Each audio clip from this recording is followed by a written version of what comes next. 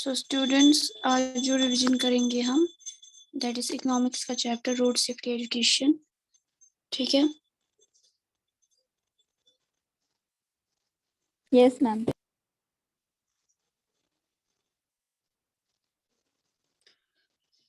So road safety education as the name suggest कि safety regards the road.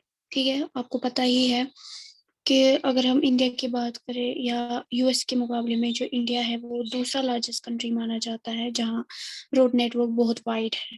ठीक है, यहाँ का जो ट्रांसपोर्टेशन सिस्टम है तो यहाँ की इकोनॉमी में रिवाइव के लिए मदद करता है एंड यहाँ की प्रॉस्पेरिटी में भी एक तरह से कंट्रीब्यूशन देता है।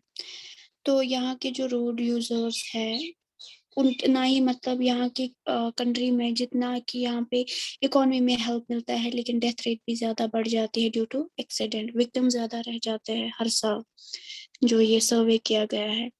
तो वर्ल्ड हेल्थ ऑर्गेनाइजेशन ने लगभग ये सर्वे किया है कि रोड ट्रैफिक एक्सीडेंट्स में 1.2 million man women and children मर चुके हैं अराउंड द ग्लोब की यहाँ पे बात हो रही है पूरी दुनिया में।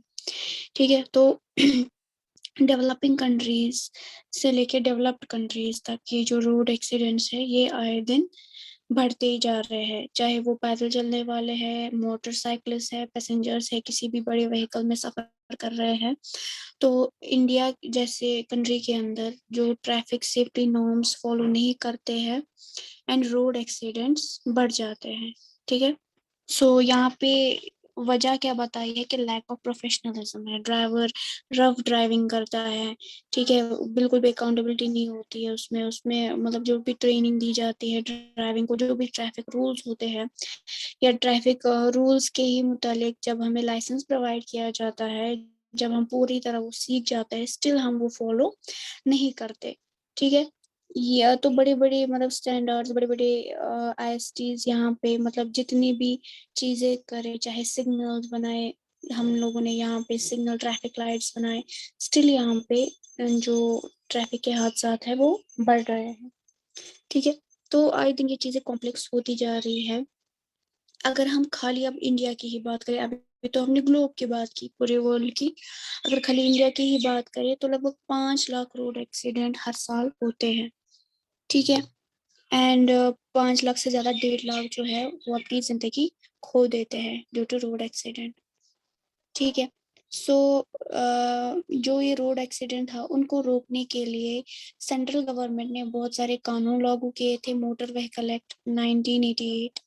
तो सेफ्टी इश्यूज पे ज़्यादा जोर दिया था और जो ट्रैफिक सिनेरियो है, जो ट्रांसपोर्ट का सिनेरियो है कि ये जैसे भी ये लोग चल रहे हैं, रफ ड्राइविंग कर रहे हैं, ये इम्प्रूव हो जाए।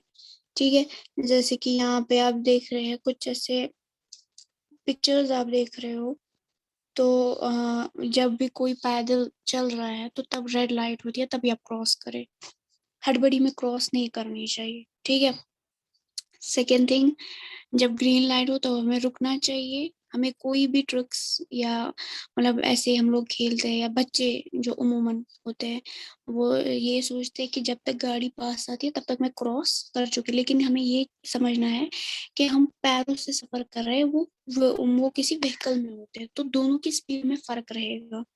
ठीक है, तो अब यहाँ पे बच्चे जो है, बच्चे उमूमन वो बेफिक्रे होते हैं, वो हमेशा अपने प्लीजेंट थॉट्स में लॉस्ट होते हैं, उनका दिमाग कहीं और होता है। तो चाहे डेवलपिंग कंट्रीज हो या डेवलप्ड कंट्रीज हो, तो बच्चों के साथ ये ज्यादा हादसा क्यों होते हैं? तो वजह क्या है? पहला कि वो अपने इंटरेस्ट में खोए हुए होते हैं, तो उनकी जो सराउंडिंग्स होती है वो बस उसी में मसरूफ होते हैं, वो नहीं देखते आसपास कोई खतरा तो नहीं है। सेकेंड थिंग, उनकी डेवलपमेंट में बहुत मतलब वो एक्सपीरियंसर नहीं होते हैं, उनका भी उतना डेवलपमेंट नहीं हुआ होता है। कभी क्या करता है बच्चा, वो आधे रास्ते में क्रॉस कर जाता है, आधे रास्ते में वो जब गाड़ी देखता है तो वो वापस आता है, कभी ऐसे भी हादसा हो जाता है। यानी वो पूरा श्योर नहीं होता है कि मैं क्रॉस करूं या नहीं करूं। देन क्यूरोसिटी होती है, और क्यूरोसिटी हमेशा जो बच्चों में होती है कि मैं मतलब गाड़ी से तेज भाग सकता हूँ, जब जब तक ये गाड़ी यहाँ आएगी मैं तब तक क्रॉस कर लूंगा। तो इस तरह के जो एडवेंचर करते हैं बच्चे वो उनको डेंजर में पहुंचा सकते हैं। खास करके जो बॉयज होते हैं तो वो हमेशा शो ऑफ करते हैं, अपनी एबिलिटीज दिखाते हैं, ठीक है। तो इस तरह की बेवकूफ़ी वो कर बैठते हैं और वो चीज़ें उनकी लाइफ पे खतरा हो सकता है।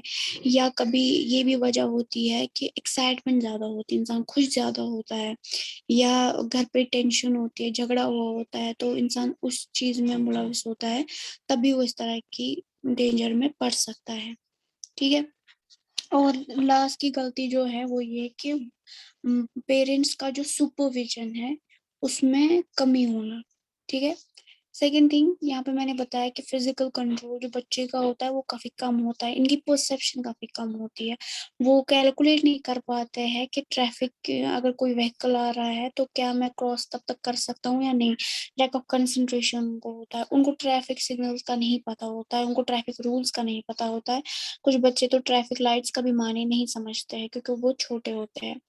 सेकेंड थिंग, एनवायरमेंट जो भी है, ट्रैफिक का एनवायरमेंट तो वो काफी पुअर होता है। लाइक जैसे कि आप देखते हो अमूमन कहा जाता है ट्रैफिक में कि 5-6 लाइनें ना बनाए, सिर्फ 3 लाइनें बनाए या 2 लाइनें, जितना कि रास्ता वाइड है उतना ही। कभी क्या हो जाता है कि गाड़ियां इधर से उधर, उधर से इधर एक पैटर्न बनाती है, इससे भी बच्चा कंफ्यूज होता है कि मुझे कहाँ से निकलना है, ठीक।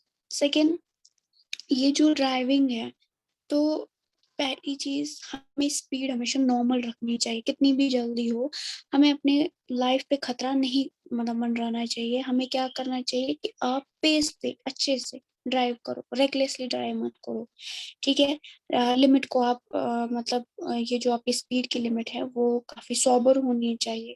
सेकेंड थिंग, आप मोबाइल फोन का इस्तेमाल बिल्कुल भी ना करें। यूज ऑफ मोबाइल फोन जो है वो देखा गया है एक स्टडी में कि मैक्सिमम मैक्सिमम जो एक्सीडेंट्स है वो तो कानों में हेडफोन लगाने की वजह से है, ठीक है, या फिर मोबाइल फोन का इस्तेमाल करने से है। तो कुछ ऐसे होती है जैसे डिस्ट्रैक्टिंग ड्राइविंग कोई करता है, उनका जो ध्यान होता है वो कई और चीजों की तरफ होता है। जैसे कि कुछ ट्रैफिक एक्सीडेंट्स ऐसे भी देखे गए जो मतलब ईटिंग की वजह से, वो कोई खा रहा था तो लेकिन दिमाग उसका ड्राइविंग की तरफ नहीं था, कोई स्मोक कर रहा है, कोई लाउड ज्यादा म्यूजिक सुन रहा है, उसे पीछे एक गाड़ी की हॉर्न सुनाई नहीं देती है, कोई क्या है कि कोई पैसेंजर्स के साथ बात कर रहा है, लाइक कोई ड्राइव कर रहा होता है, उसके सामने वाली सीट पे कोई बैठा होता है, उसके साथ बात कर रहा होता है, तो उस वजह से भी जो ये ड्राइविंग है वो डिस्ट्रैक्ट हो सकती है। दूसरी वजह ये बताई गई है कि कोई ऐसा ड्राइवर होता है जो काफी ज्यादा थका हुआ होता है, उसकी बॉडी उसको जवाब देती है, उसकी वजह से वो नींद जैसा फील करता है, ठीक है। तो वो नींद जो है वो उसकी मौत का बायस बन जाती है। तो यूनाइटेड स्टेट्स में लगभग लगभग ये देखा गया है कि इस तरह के केसेस ज्यादा होते हैं क्योंकि वहां पे काम ज्यादा होता है, रात को भी लोग काम करते हैं, तो फटीगनेस की वजह से वहां ज्यादा मतलब एक्सीडेंट होते हैं ड्राइवर से। सेकंड, जो ड्रिंकिंग ड्राइविंग करता है, पी के गाड़ी चलाता है, तो वो सबसे ज्यादा रेकलेस है, उसके लिए भी और दूसरों के लिए भी, ठीक है। And second thing, rubber necking. Rubber necking का मतलब कोई ऐसी चीज जिसकी तरफ हमारा ध्यान बार बार ध्यान जाए और हमारी गर्दन बार बार वहां मुड़े, ठीक है। तो कोई ऐसी खूबसूरत चीज हम देखते हैं जैसे सनसेट देखते हैं, या कोई खूबसूरत चीज आपकी मनपसंद चीज रोड साइड पे है तो आप बार बार वहां देख रहे हो, तो उसकी वजह से डिस्ट्रैक्शन की वजह से आप अपना कंट्रोल खो सकते हो, ठीक है। दूसरा दूसरी चीज हो सकती है कि अगर जो व्हीकल आप चला रहे हैं तो चलाने से पहले आपने चेक नहीं किया उसको, उसके ब्रेक्स अच्छे हैं या नहीं, वो कंट्रोल कर रहा है या नहीं। या फिर ये भी हो सकता है कि जिस रोड पे आप चल रहे हो वो काफी ज्यादा खराब है, ठीक है। तो रोड कंडीशन जितनी खराब होगी उतना ही आपका ड्राइविंग जो है वो पूरा मतलब कहते हैं ना कि जान मतलब जो जान जोखिम में डालना, तो वो आप कर रहे हैं। अगर आपके पास वे है दूसरा तो आप वो वे चुनिए।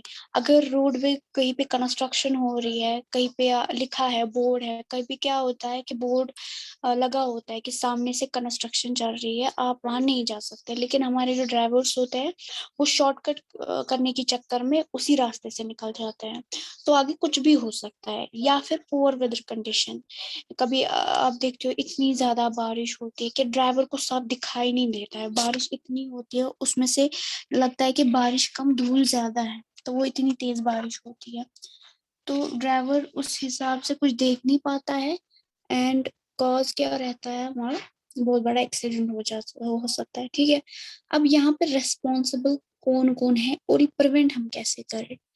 तो पहले से ही हम कहते हैं कि हमें कलेक्टिव वे में चलना है। यहाँ पे हम सिर्फ ड्राइवर को ही नहीं बोल सकते हैं, ड्राइवर के साथ साथ रोड सेफ्टी भी जरूरी है। इसमें हमारी सोसाइटी भी आती है, पुलिस भी आता है, लोग भी है, या जो टीचर्स है वो भी है कि जो बच्चों को सिखाए कि ट्रैफिक रूल्स क्या है, रेगुलेशंस क्या है, आप कैसे क्रॉस करेंगे। एंड जो पॉलिसी मतलब ट्रैफिक के रिलेटेड निकाली है गवर्नमेंट ने, उसको अब फॉलो नहीं करेंगे तो यही होगा। ठीक है, जो लोग होते हैं रिप्रेजेंटेटिव्स, अब देखो पीपल रिप्रेजेंटेटिव हमारे लिए लॉ पास करते हैं, जिन्हें हमने चुना होता है वो हमारे लिए लॉ पास करते हैं, इम्प्लीमेंट भी करते हैं, लेकिन उन पे चलना, उनको अच्छे से फॉलो करना वो हमारी जिम्मेदारी है, सिविल सोसाइटी की जिम्मेदारी, ताकि रोड सेफ्टी जो है वो अच्छे से हो। देन पॉलिसी फॉर्मुलेटर्स, यानी कि पॉलिसी बनाई है, अब इम्प्लीमेंट भी करनी है, मिनिस्ट्री लेवल पे जाना है। यानी अगर किसी रोड पे ध्यान नहीं दिया जा रहा है, फॉर एग्जांपल यहाँ पे हाईवे है, हाईवे में आए दिन कुछ ना कुछ होता रहता है, क्योंकि वहां का जो रोड है वो वैसा ही अटपटा है। अब यहाँ पे गवर्नमेंट की ही जिम्मेदारी है कि अगर कुछ हुआ, लैंडस्लाइड हुआ, तो जल्दी से उसका काम शुरू कर देते हैं। ठीक है, देन टीचर की भी यही जिम्मेदारी है कि रोड सेफ्टी एजुकेशन वो बच्चों को समझाए, उनको एजुकेशन में ऐसी अपॉर्चुनिटीज चाहिए कि वो इस चीज को अच्छे से समझ सके। कभी डेमो भी देना पड़ता है, जैसे हम क्लास में डेमो देते हैं ना, या कोई प्ले या कोई स्किट ऐसा मतलब तैयार करना कि उनको ट्रैफिक रूल समझ आ जाए। एंड सबसे ज्यादा जो फोकल पॉइंट है यहाँ पे ड्राइवर, तो ड्राइवर को हमेशा चाहिए कि वो सोबर और स्मूथ ड्राइविंग करे, ताकि उसकी रूट ड्राइविंग से ना तो बच्चे, मतलब चाहे बच्चे हो, बूढ़े हो, कोई भी इंसान, कोई भी सिटीजन खतरा महसूस ना करे। एंड सेकेंड थिंग, यहाँ पे जो गवर्नमेंट का सबसे बड़ा कंट्रीब्यूशन रहता है, जो मैंने बोला था मोटर व्हीकल एक्ट, तो आगे जब वो अमेंड किया गया है, उसको चेंज लाई गई 2016 में भी वो चेंज किया गया, तो मोटर व्हीकल एक्ट में बहुत सारे चीजें चेंज की गई। चेंज इन द सेंस, अगर कोई रफ ड्राइविंग करता है तो उसको बहुत ज्यादा पेनल्टीज दी जा मतलब देंगे। कोई हेलमेट नहीं मतलब हेलमेट लगा के कोई टू व्हीलर नहीं चला रहा है तो उसको जुर्माना भरना पड़ेगा, कोई विदाउट लाइसेंस है उसको जुर्माना भरना पड़ेगा। तो अगर किसी के मतलब साइड से हिट एंड रन का केस है, किसी ने किसी को टक्कर मार दी, ठीक है, तो सामने वाले का बहुत नुकसान हो गया, चोटें वगैरह आई, उसको कंपनसेशन देना पड़ेगा। अगर कोई स्कूल बस का ड्राइवर पी के गाड़ी चला रहा है तो उसने सारे बच्चों की जिंदगी खतरे में डाल दी, तो उसको 50,000 का फाइन हो जाएगा। ठीक है, एंड उसका लाइसेंस भी कैंसिल किया जाएगा। अगर कोई भी मतलब इस मतलब बिलो आफ्टर ये बिलो 18 अगर कोई ऐसा केस है तो उसको मतलब सजा तो नहीं मिलेगी, उसको फाइन भरना पड़ेगा 2 लाख, ठीक है, या 2.5 लाख, या इस तरह जो अबो 18 है, अबो 18 to 25, अगर उससे ये इस तरह का इंसिडेंट होता है, डेथ होती है, तो उसको ₹3 लाख भरना पड़ेगा, और 7 साल से कम उसको सजा नहीं मिलेगी, 7 साल से या 7 साल से ज्यादा। ठीक है, तो कोई ट्रैफिक सिग्नल तोड़ देता है, अमूमन रेड लाइट होती है ट्रैफिक में तो हमें रुकना पड़ता है, लेकिन कोई ऐसा होता है वो ट्रैफिक सिग्नल तोड़ के भाग जाता है, तो अगर किसी ने 3 टाइम ऐसे किया तो उसको 15,000 रुपए जुर्माना भरना पड़ेगा। ठीक है, सो अब यहाँ पे ये है कि जो ट्रेनिंग वगैरह कोई ऐसे मतलब व्हीकल ले लेता है लेकिन उसके पास अभी लाइसेंस नहीं है, तो वो लर्निंग लाइसेंस पे चला सकता है। ठीक है, ऑनलाइन हम मतलब उसके लिए अप्लाई कर सकते हैं, आजकल तो बहुत ही है ना, आज तो दफ्तरों के चक्कर भी नहीं काटने पड़ते हैं, ऑनलाइन ही सब कुछ हो जाता है। तो ड्राइविंग लाइसेंस जो है उसकी वैलिडिटी चेक करते रहनी है, अगर वो एक्सपायर हो गई तो वो रिन्यू करवानी है। समझ आया?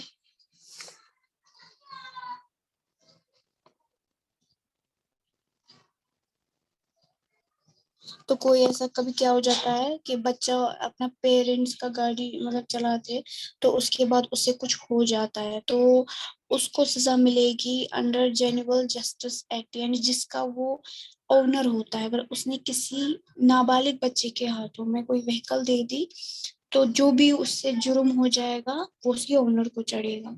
ठीक है।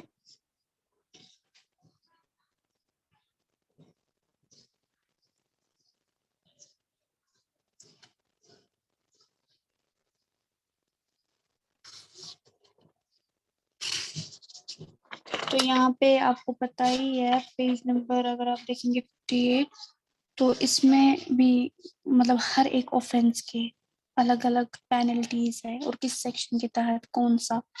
जैसे कोई मतलब टू व्हीलर पे तीन तीन को बिठाया है, पीछे ट्रिपलिंग की है, तो उसको 100 रुपए। अगर हम फुटपाथ पे ड्राइविंग कर रहे हैं, कभी क्या होता है मोटरसाइकिल जो है वो पाथ पे चलाते हैं, उसके लिए भी 100 रुपए का जुर्माना है। कोई विदाउट हेलमेट चला रहा है तो उसके लिए 100 रुपए का जुर्माना है। कोई सीट बेल्ट नहीं बांधा है, कोई फोर व्हीलर चला रहा है तो सीट बेल्ट नहीं बांधा है, तो उसके लिए भी जुर्माना है 100 रुपए। किसी ने रफ ड्राइविंग की तो उसे 1000 रुपए जुर्माना। ठीक है। किसी के पास वैलिड लाइसेंस नहीं है तो उसे 500 रुपए जुर्माना, या फिर मतलब उसको सजा मिलेगी। ठीक है।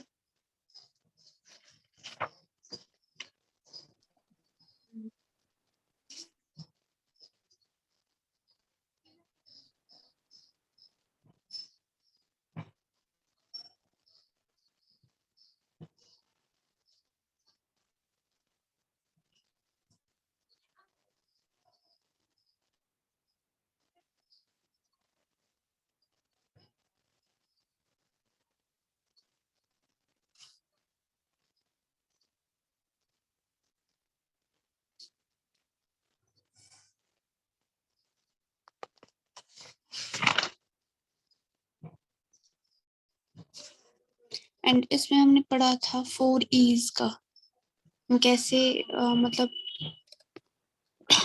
एक्सीडेंट को प्रिवेंट कर सकते हैं। उसके लिए हमें 4 E's को फॉलो करना है। पहला तो है इंजीनियरिंग। इंजीनियरिंग में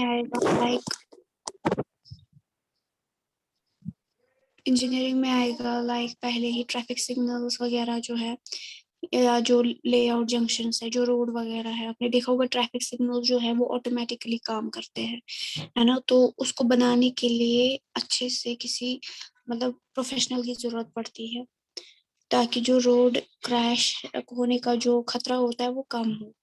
ठीक है। तो ट्रैफिक सिग्नल्स या जो पेडेस्ट्रियन क्रॉसिंग है वो किस तरह बनाएगा, तो एक इंजीनियरिंग प्रॉपर होनी चाहिए।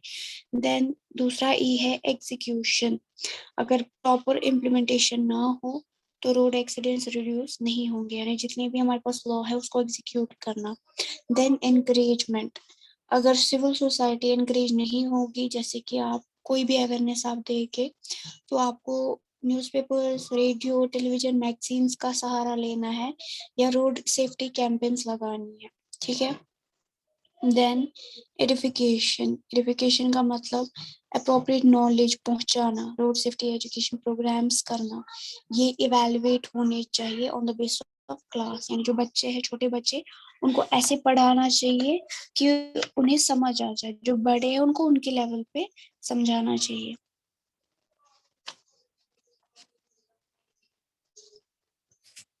समझ आया? Yes ma'am.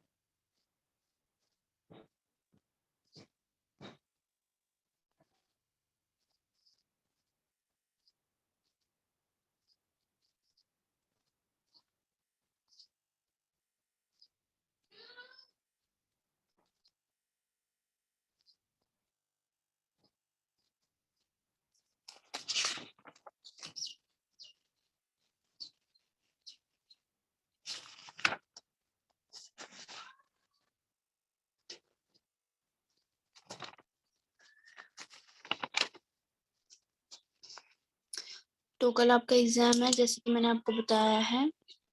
Yes ma'am. तो अपने ईमेल्स वगैरह आप रेडी रखिएगा, क्योंकि मैंने 9th क्लास एग्जाम लिया तो बहुत सारे बच्चों के ईमेल में बहुत सारा गड़बड़ था, किसी ने ईमेल ही गलत लिखा था, तो वो आप सब अब चेक कीजिएगा अच्छे से। तो कल आपका एग्जाम मैम है, हमारा ठीक है? ईमेल आपको सेंड करना है? नहीं नहीं, बेटा, मुझे गूगल फॉर्म जब मैम भेजेंगी ना उनकी लिंक, तो वहां पे पहले ही आएगा आपको, जैसे हमने वो दिया था ना अपना बायोडेटा ठीक है। फॉर्म, वहां पे कैसे लगाना था ईमेल, वैसे हाँ, ही है। Okay okay okay ma'am, okay ma'am. आपको जब वहां पे मैं आपको लिंक भेजूंगी, आपको पेपर डिस्प्ले होगा, उसमें आपको ईमेल देना है, ठीक है? ईमेल देने के बाद नाम और रोल नंबर भी देना होगा, तो वो आप सबमिट कीजिएगा।